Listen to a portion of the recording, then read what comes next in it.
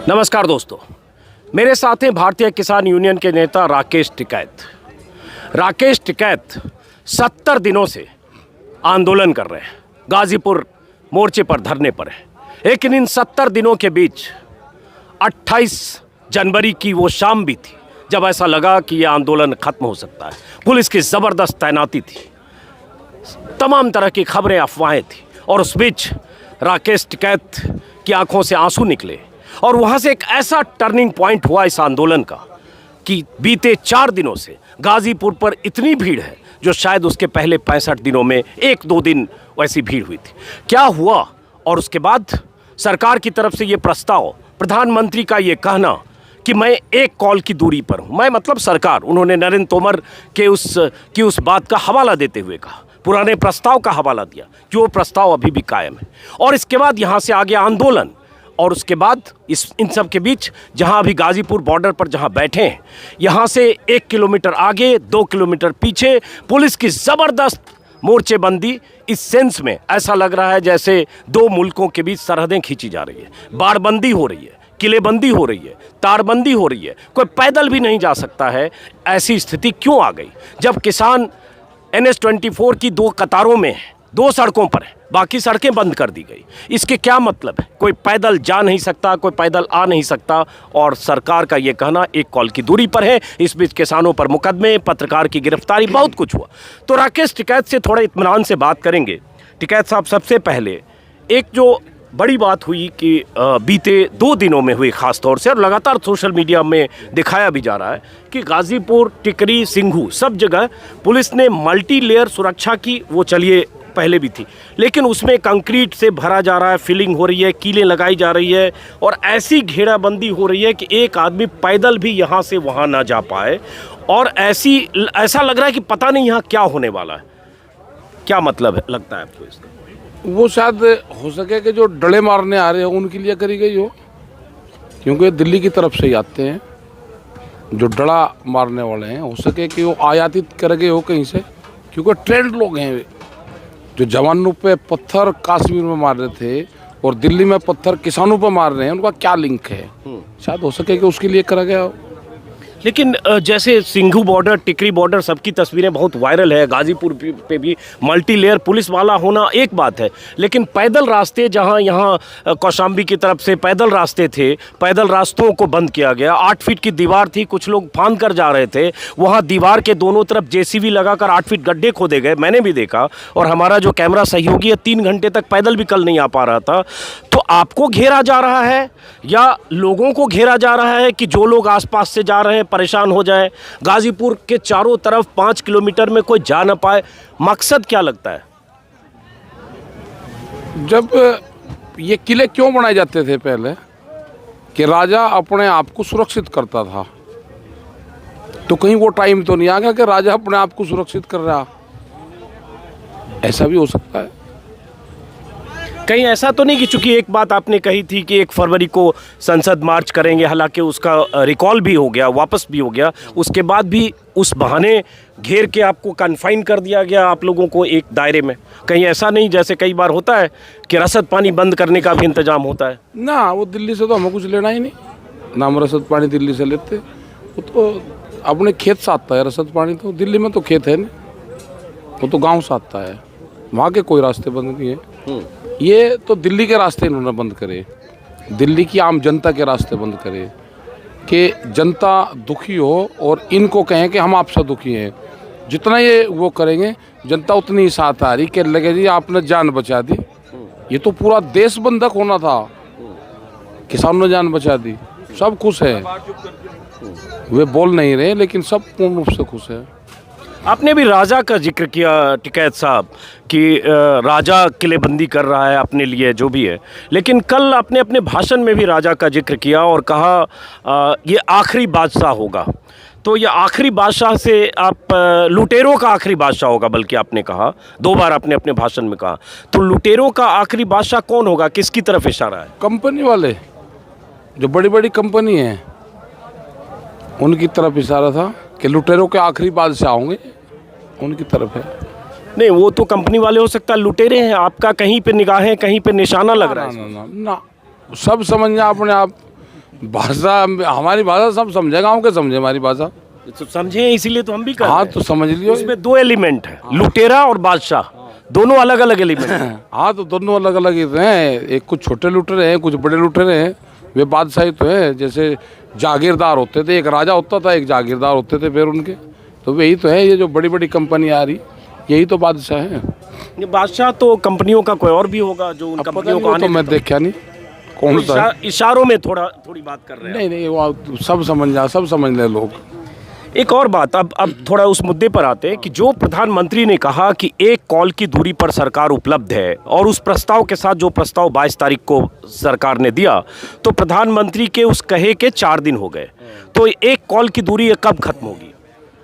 जैसे मेरा वाला नंबर सार्वजनिक कर दिया आईटी सेल ने, और लोग मुझे गाली देते हैं, ऐसे ही वो कौन सा नंबर है सार्वजनिक कर दें, और लोग जनता अपने आप बता देगी कि कब जाना है, कौन से नंबर पर बात करें, वे नंबर सार्वजनिक कर दें, कौन से नंबर पर बात करें। नहीं, जनता को नहीं जाना है, वहाँ नेताओं को हम ही जाना। जाएंगे ना, हमें वो नंबर बता दो कौन सा है, कौन से पे बात करें भाई, कौन सा नंबर है ना, कि जिस नंबर पे बात करें, नंबर तो देना पड़ता है ना हर आदमी को।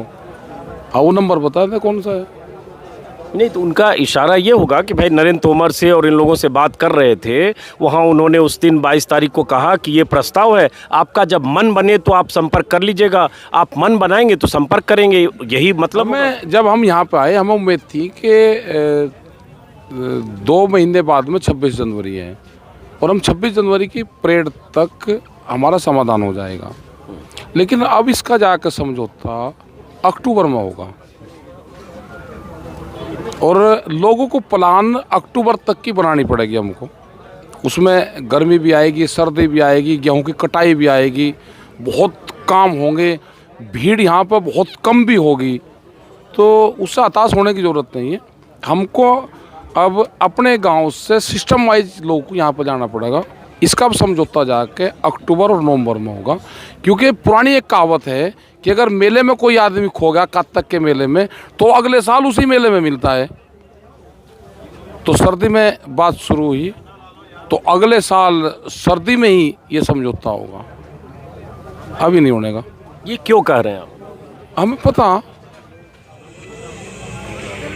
नहीं, बताइए, मतलब इसका मतलब अभी है फरवरी, अभी शुरू ही हुआ है। चलो बस हिसाब में नहीं बदला खाता, हिसाब लगाओ आप। हाँ, तो 9 महीने में कितने मौसम बीत जाएंगे, तो 9 महीने क्यों लग रहा है? उसकी अलग है, मुझे लग रहा अक्टूबर में जाकर समझौता होगा। तो ये बात बताइए, आप कह रहे हैं अक्टूबर में समझौता होगा, अक्टूबर में 9 महीने हैं, और समझौता शब्द का इस्तेमाल कर रहे हैं। एक बात और आपने कही थी मंच से, मेरे ख्याल से 29 तारीख को आपने कही थी कि नहीं, जिस दिन प्रधानमंत्री का बयान था ऑल पार्टी में, उसी दिन कही, आपने कहा था कि प्रधानमंत्री अपनी मजबूरी बताएं और हम किसानों से समझौते भी करा देंगे, बताएं तो सही क्या मजबूरी है। तो उसका आशय क्या था? नहीं तो बतावे सरकार, सार्वजनिक करें वे, और ये कहा कि वे अपनी बात बतावें, और एक प्लेटफार्म तैयार करें। अभी प्लेटफार्म थोड़ा है, अभी तो गुंडई के बल पे बात करना चाहते हैं। मतलब पंचायत में तो ले जा रहे, लाठी ले रहे साथ में, खीर राखी बना और बैठ गया कि खा, पंडित जी को घर पे बुला के, महाराज जी को, और लाठी लेकर सामने बैठा, कह लगा खानी पड़ेगी। वो लाठी देख के, उसे खीर को देख के, हालात ये है, वो नहीं होने का। जब एक लेवल आ जाएगा, एक प्लेटफार्म बन जाएगा, जब ये लगा कि दोनों पक्ष बराबर उस पे है, तो जब जाके संयुक्त मोर्चा जो कमेटियां हैं, जब जाके बातचीत का एक माहौल बनावे पहले। मतलब आज हालात ये कर दी कि दिल्ली से इतनी दहशत होगी कि हमारे लोग अगर जाते हैं उसको पकड़ रही पुलिस, उसको मारपीट कर रही। कौन सा गुनाह कर दिया किसान ने, कौन सा गुनाह पत्रकारों ने कर दिया? मतलब उससे दबाना चाहते हैं क्या? अभी तो वो दबाने की पोजीशन में है, वो कर रहे। ऐसे टाइम पे नहीं मुझे लगता कि संयुक्त मोर्चा कोई बातचीत करेगा, या बातचीत का उनका कोई प्रस्ताव आ रहा और कोई बातचीत का माहौल बनाएंगे, अभी नहीं बना रहे। मतलब ये मान लें आपकी बात से कि कॉल आपकी तरफ से अभी नहीं जाएगा, जब तक अभी आपने लाठी खीर की मिसाल दी, एक बार आपने परसों ये भी कहा बंदूक के नोक पर बातचीत नहीं होगी, तो आपको लग रहा है ये डर का जो माहौल है इसमें बातचीत नहीं होगी? नहीं, इसमें नहीं। खोले, पहले रास्ते खोल लो, जो हमने रास्ते खोल रखे थे आम जनता के, वे जितने रास्ते थे वे रास्ते पूरे खोल लो। हम कोई नहीं जा रहे दिल्ली में। जब दिल्ली जाएंगे तो बता कर जाएंगे। किसान कोई वो तोड़ाएंगे बगैर बताए जाएगा, जब बताएंगे कॉल करेंगे और जब जाएंगे, जब आप लगाना फिर हमारे में दम होगा हम तोड़ लेंगे, नहीं दम होगा हट जाएंगे पीछे। अभी नहीं जा रहे, आप खोल दो रास्ते सारे। ये एक अहम बात है जो राकेश टिकैत कह रहे हैं कि किसान जब उधर जा नहीं रहा है, ऐसी कोई कॉल नहीं है, तब ऐसी घेरेबंदी क्यों हुई। और वो तस्वीरें सोशल मीडिया पर वायरल है, आप बार बार देख सकते हैं कि कंक्रीट की दीवार खड़ी की जा रही है, सड़कों पर कीलें लगाई जा रही है, वैसी तारें लगाई जा रही है जो LAC पर है, LOC पर है, वैसी तारें लगाई जा रही है कि कोई पैदल भी ना जा सके। ये स्थिति तब हुई है 26 जनवरी के बाद। सवाल ये भी उठता है कि अगर ऐसी कोई आशंका थी तो ये तैयारी 26 जनवरी को लाल किले के आसपास सब जगह होनी चाहिए थी, तो वो तिरंगा लेके नहीं कह रहा कि बहुत बड़ा धोखा सब लोगों के साथ में हुआ। जो लोग वहां तक गए ना लाल किले तक भी, उन बालकों के साथ में भी धोखा हुआ। उनने पहले दिन कहा कि हम लाल किले पर जाएंगे और अगले दिन वे लाल किले पर चले गए। हमें 35 साल हो गए, जो पार्टी विपक्ष में रहती है, हम लोग भी जितने धरने प्रदर्शन करें, सब कॉल करके गाँव में से आवा कि हम अब गए पार्लियामेंट पर चलेंगे, पार्लियामेंट पर चढ़ाई करेंगे। कोई गया पार्लियामेंट पर? ये कहने की वो होती है। और जिस आदमी ने पहले दिन घोषणा करी उसको लाल किले तक का रास्ता दे दिया। उनको एक साजिश में फंसाया गया है। उनको भी किसी का मकसद कोई लाल किला नहीं था। मतलब जब जांच होगी, किताब लिखी जाएगी तो उसमें सारी चीजें ही आएगी।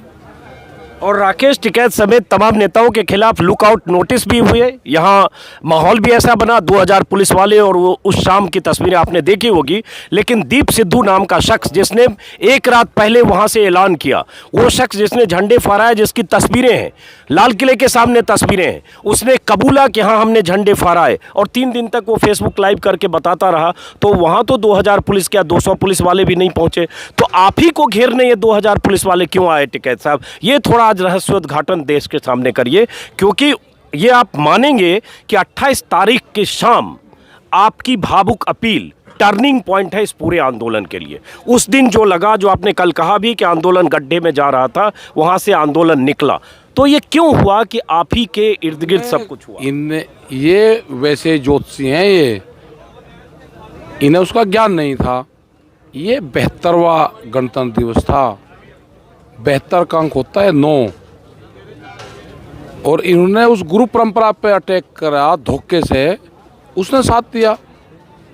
और जितना गुस्सा था, जो गुस्सा था वो गुस्सा जल के माध्यम से, पूरे पब्लिक का गुस्सा जल के माध्यम से लिया, क्योंकि जल की तासीर ठंडी होती है, इसलिए पूरे जनता का गुस्सा जल में कन्वर्ट करा।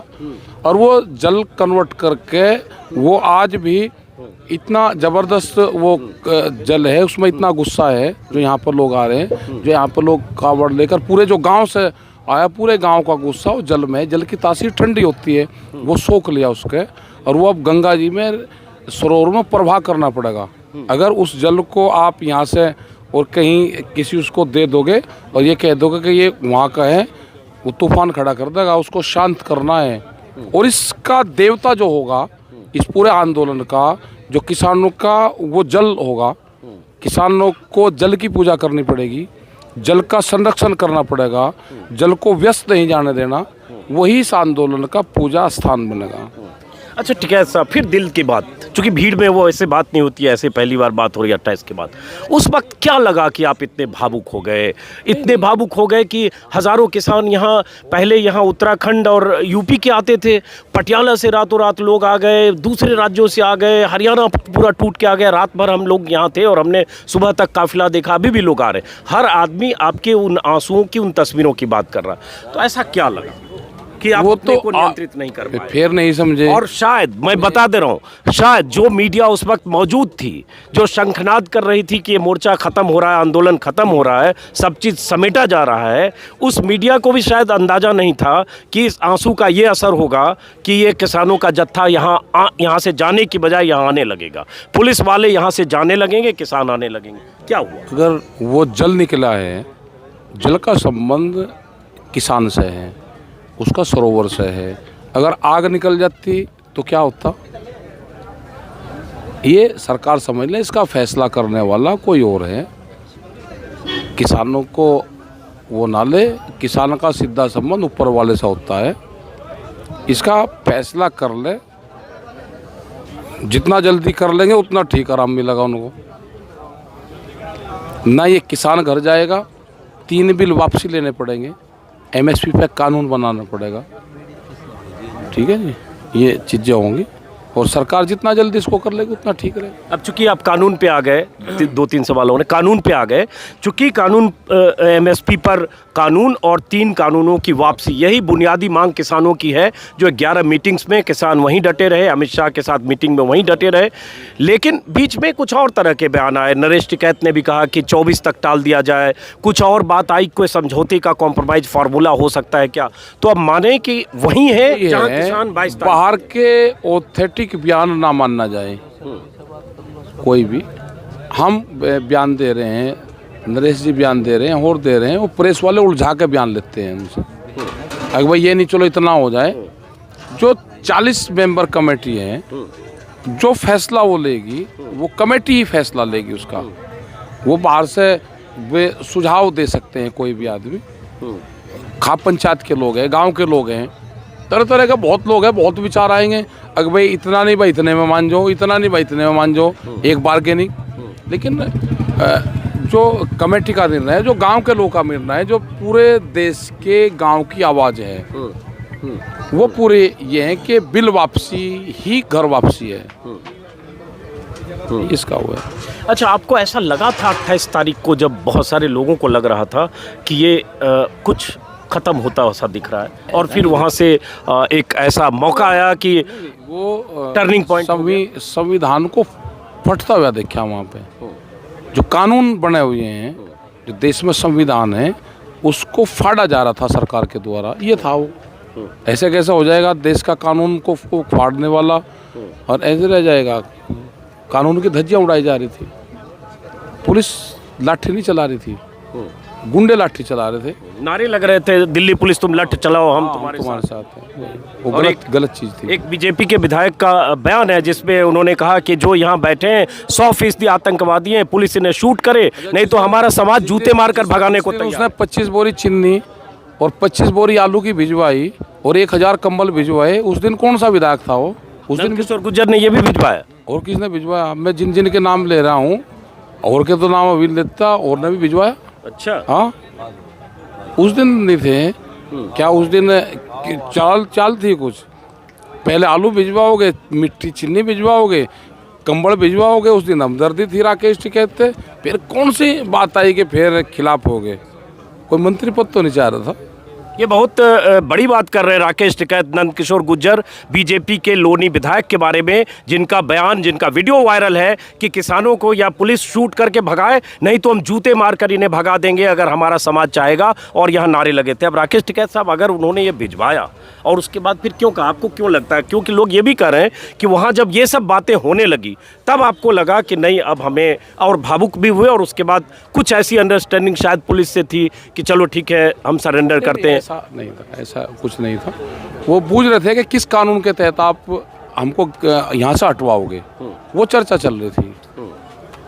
कोई वो नहीं था, वो तो मीडिया 6 घंटे पहले दिखा रहा था। हम फोन आ गिरफ्तारी, मगर भाई कौन गिरफ्तारी दे रहा है, कौन यहाँ से हटा देगा? किसी पुलिस प्रशासन की, सरकार की वो नहीं है। हमने तो देखा कि एक बुजुर्ग आदमी, उसका कोई मामला था, टिकैत साहब के पास में गया, उन्होंने उनके घर वालों को कहा, भाई इसकी जो चारपाई है थाने के बाहर सड़क पर बिछा जाइयो और इसका होक्का रखाइयो और गोश्त से।